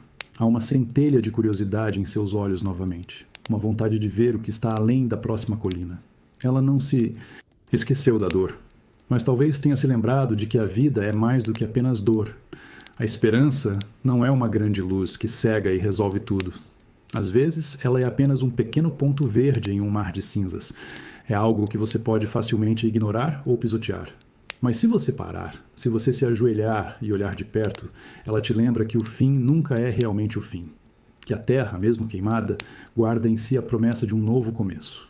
E enquanto você caminha para longe do campo queimado, sol se pondo às suas costas, você carrega essa imagem consigo. Não a imagem da morte, da doença ou do abandono, mas a imagem de um único broto verde. Um pequeno e teimoso sinal de que, não importa o quão escuro fique, a vida, de alguma forma, insiste. E talvez, você pensa, insistir seja a única coisa que realmente importa. O cheiro familiar de fumaça de lareira e terra batida te atinge muito antes de você ver as primeiras casas. Você não sabe por que voltou. Não foi uma decisão consciente. Seus pés, cansados de vagar por estradas estranhas, simplesmente tomaram o caminho de volta para o único lugar que já conheceram como lar. Talvez fosse a necessidade de fechar um círculo, de encarar o fantasma de frente. A aldeia parece a mesma e, ao mesmo tempo, completamente diferente. As cabanas ainda estão lá, tortas e silenciosas. Mas a natureza, encorajada pela ausência humana, começou a tomar conta. Ervas daninhas crescem altas e selvagens, cobrindo os caminhos de lama. Trepadeiras sobem pelas paredes de barro como dedos verdes tentando derrubar as construções. O silêncio não é mais o silêncio do medo e da doença. É o silêncio do abandono, da natureza retomando seu território. Você para em frente, à sua antiga cabana. A porta está entreaberta, balançando com o vento. O X branco que um dia marcou a casa dos ferreiro foi desbotado pela chuva, quase apagado. A casa do seu vizinho, aquele que não abria a janela, tem o telhado parcialmente desabado. O tempo e a negligência estão fazendo o que a praga começou, desfazendo o mundo que você conhecia, pedaço por pedaço. Você entra em sua antiga casa. O cheiro de mofo e de memórias é avassalador. O lugar onde seu filho deu o último suspiro está coberto por uma camada de poeira. A cama de palha, onde vocês dormiam amontoados agora, é um ninho de algum animal pequeno. É um lugar familiar, mas que não te pertence mais. É apenas um casco vazio, assombrado por ecos de uma vida que parece ter pertencido a outra pessoa, em outro tempo. Seu companheiro de viagem que te seguiu até aqui, para na porta e não entra. Ele entende? Este é um fantasma que você precisa encarar sozinho. Sua família também espera do lado de fora, as crianças olhando para a casa com uma mistura de curiosidade e estranhamento. Para elas, já é apenas um lugar, não um lar. Voltar não traz conforto. traz uma clareza dolorosa. Você não pode reconstruir o que foi perdido.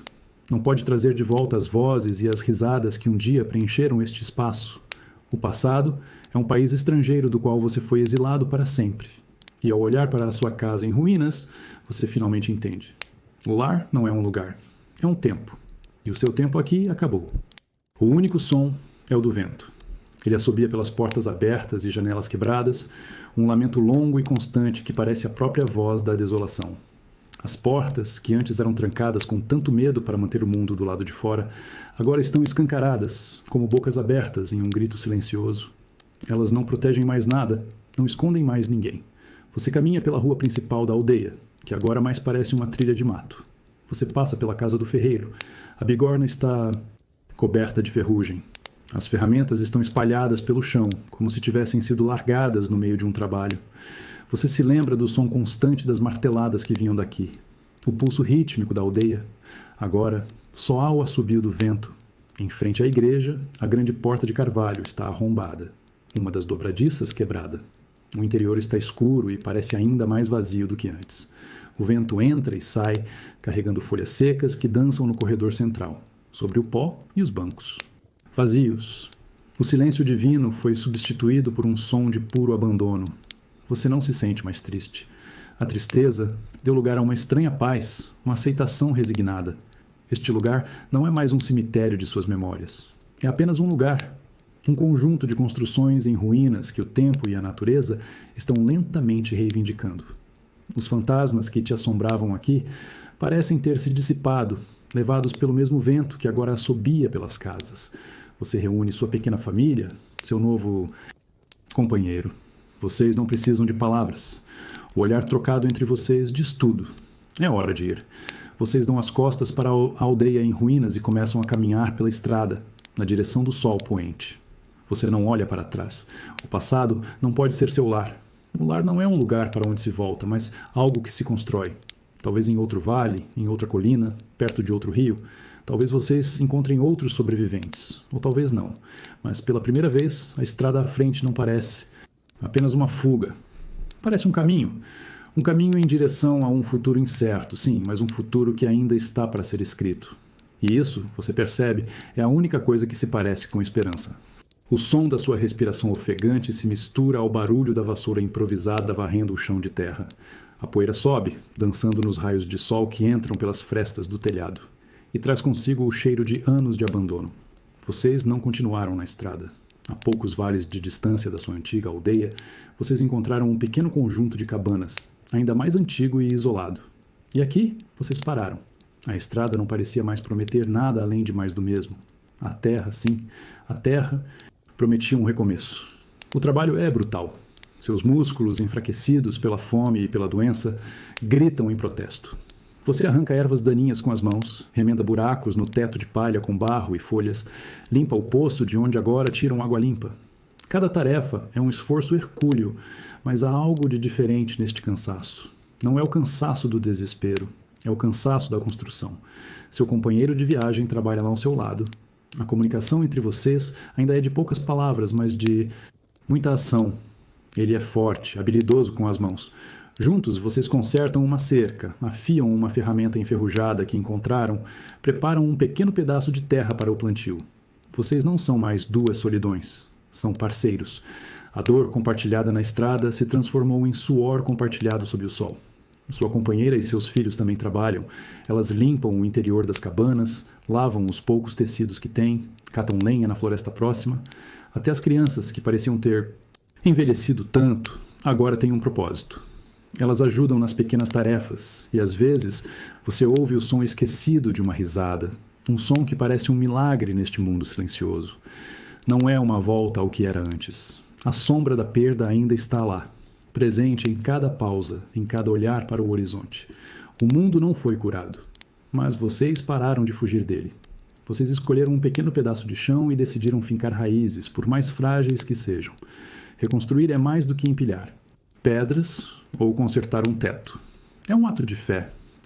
Uma fé não em deuses ou promessas, mas na sua própria capacidade de transformar o abandono em lar, a terra morta em jardim.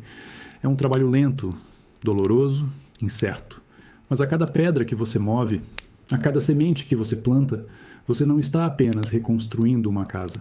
Você está reconstruindo a si mesmo. O gosto do suor em seus lábios é salgado e real. Ao final do dia, você se senta na soleira da porta da cabana, que agora chama de sua, e observa o sol se pôr atrás das colinas. Seu corpo inteiro dói. As mãos estão cheias de calos e arranhões. As costas queimam pelo esforço. Mas essa dor é uma boa dor. É uma dor limpa, honesta, que vem do trabalho e não do medo. Você descobre uma verdade simples. O cansaço físico é um bálsamo para a dor da alma. Quando seus músculos estão exaustos, quando seu corpo clama por descanso, a mente não tem forças para vagar pelos corredores escuros da memória. Os fantasmas do passado, as imagens de febre e perda, ficam mais silenciosos, abafados pelo peso real e presente da exaustão. Você olha para sua pequena comunidade. Seu companheiro está afiando uma lâmina concentrado. Sua esposa está preparando uma sopa rala sobre uma fogueira. Mas o cheiro que sobe dela é de raízes frescas e ervas que vocês encontraram na floresta, não de grãos roubados de uma casa. Vazia. Seus filhos, cansados de um dia de pequenas tarefas e explorações, cochilam perto do fogo. Há uma paz neste cenário, uma paz conquistada com as próprias mãos. Não há mais o silêncio pesado e expectante do medo. Há o silêncio do fim do dia, preenchido pelos pequenos sons da vida. O crepitar do fogo, o som da lâmina na pedra de amolar, a respiração suave das crianças. São sons que ancoram você no presente, no aqui e agora. A dor da perda não desapareceu. Você sabe que ela sempre fará parte de você, como uma cicatriz que nunca some completamente. Mas ela não é mais a única coisa que você sente. Agora há também a dor boa do trabalho, a satisfação de ver uma parede consertada, a pequena alegria de uma refeição quente ao final do dia. A vida se tornou mais simples, reduzida ao essencial: abrigo, água, comida, trabalho. E nessa simplicidade, você encontra uma força que não sabia que tinha. Você não está mais apenas sobrevivendo, reagindo ao caos. Você está vivendo, de forma deliberada, um dia de cada vez, um esforço de cada vez. E o cansaço que te leva para o sono à noite não é mais um sinal de derrota, mas a prova de que você lutou mais um dia e venceu. O toque da água do riacho em seus pés é gelado, mas revigorante. Você está lavando raízes para a refeição da noite, um trabalho simples e repetitivo. O sol da tarde aquece suas costas e o som da água correndo sobre as pedras é a única música. É um dia comum neste novo mundo que vocês estão construindo, um dia de trabalho e de paz conquistada. Seus filhos estão brincando na margem, a uma pequena distância. Eles não estão correndo e gritando como crianças de antes. A brincadeira deles é mais quieta, mais contida. Eles constroem uma pequena barragem com pedras e galhos, concentrados em sua tarefa. O viajante solitário, que agora é simplesmente seu vizinho, observa-os de longe, um pequeno e raro sorriso no canto dos lábios. E então acontece. Seu filho mais novo, ao tentar colocar uma pedra maior na barragem, escorrega na lama e cai sentado na água rasa, com um splash ruidoso. Por um instante, o silêncio reina, tenso. Todos vocês se viram para ele. Ele está encharcado, coberto de lama, com uma expressão de pura surpresa no rosto. E então, sua irmã mais velha, a que chorou silenciosamente sobre a tigela de sopa há tanto tempo, começa a rir. Não é um riso contido. É uma gargalhada alta, clara, genuína, que ecoa pelo pequeno vale. O som é tão inesperado, tão fora de lugar neste mundo de luto, que parece um trovão em um céu sem nuvens. Seu filho, ainda sentado na água, olha para a irmã rindo, e um sorriso confuso começa a se formar em seu próprio rosto. E então, ele ri também. E de repente você se pega sorrindo, um sorriso largo que faz seus músculos do rosto doerem. Sua companheira cobre a boca com a mão, mas os ombros dela tremem com um riso silencioso. Até o vizinho solta um som rouco, que poderia ser uma tosse ou uma risada. A gargalhada das crianças quebra o feitiço que o luto lançou sobre vocês. É como se uma janela, há muito tempo fechada e empoeirada, tivesse sido subitamente aberta, deixando a luz e o ar fresco entrarem. A dor ainda está lá. A perda é real. Mas o riso também é. É a prova de que a vida não é apenas resiliência e teimosia. É também alegria, absurdo e a capacidade de encontrar humor mesmo na lama. E naquele momento, ouvindo o som mais bonito do mundo, você entende que reconstruir não é apenas sobre paredes e plantações, é sobre redescobrir a capacidade de rir. E essa é a colheita mais importante de todas. O toque da noite é suave e fresco. O riso já se foi, mas deixou para trás um calor que permanece no ar, misturando-se ao calor da fogueira. A refeição foi simples, mas farta. Pela primeira vez em muito tempo, ninguém comeu com a urgência da fome, mas com a calma da satisfação. Agora, o silêncio retornou, mas é um silêncio diferente. É um silêncio de paz. Você está sentado um pouco afastado, observando as estrelas que parecem mais brilhantes aqui, longe de qualquer aldeia. O céu é um veludo, escuro, salpicado de diamantes, vasto e indiferente. Mas esta noite, sua indiferença não te assusta. Ela te conforta. Sua pequena vida, suas dores, suas alegrias, são apenas um piscar de olhos sob essa imensidão. E há uma liberdade nisso. Você pensa em seu filho. A imagem dele não é mais a do menino queimando de febre ou do corpo frio envolto em um pano. É a imagem dele rindo, correndo pelo campo em um dia de sol. Antes de tudo, a dor da saudade ainda está lá, uma pontada aguda no peito. Mas agora ela vem acompanhada de uma nova sensação: gratidão. Gratidão pelo tempo que vocês tiveram, por cada risada, por cada abraço. Você percebe que a melhor maneira de honrar os que se foram não é se afogar no luto. Não é carregar a dor como uma penitência. É viver. É viver a vida que eles não puderam. É encontrar alegria nos pequenos momentos. É garantir que seus outros filhos possam rir, possam brincar na lama, possam ter um futuro. Cada risada deles, cada dia que eles vivem em segurança e com a barriga cheia, é uma vitória contra a escuridão que levou seu irmão. Seu companheiro de jornada se aproxima e se senta ao seu lado. Ele não diz nada, apenas oferece um pequeno pedaço de madeira que ele esteve entalhando. É um pássaro, as asas abertas em pleno voo. Um presente silencioso, um reconhecimento. Vocês dois olham para o fogo, para as estrelas, para as crianças dormindo. Ambos perderam suas famílias originais. Mas aqui, nesta clareira, vocês criaram uma nova, uma família. Remendada, unida não por sangue, mas por perda, resiliência e a escolha de continuar. A vida nunca mais será a mesma. A inocência foi perdida para sempre. Mas em seu lugar, nasceu uma força que você não sabia que possuía. A força de quem viu o fim do mundo e decidiu construir um novo, a partir das cinzas, um dia de cada vez. Uma risada de cada vez.